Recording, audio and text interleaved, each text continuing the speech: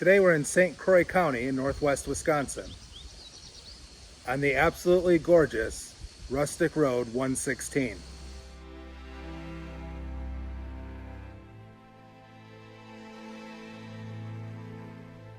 Rustic Road 116 is a just over 2-mile serene drive through wetlands, oak trees, and layered agricultural vistas.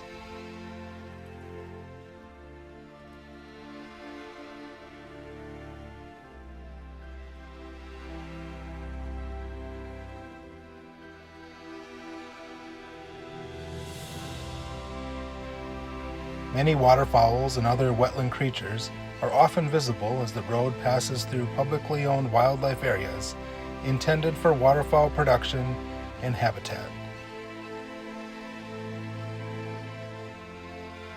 You'll notice many opportunities to enjoy the beauty of 10 Mile Creek running parallel for much of the drive of Rustic Road 116. I hope you get a chance to spend some time enjoying the peace and serenity of this calming road.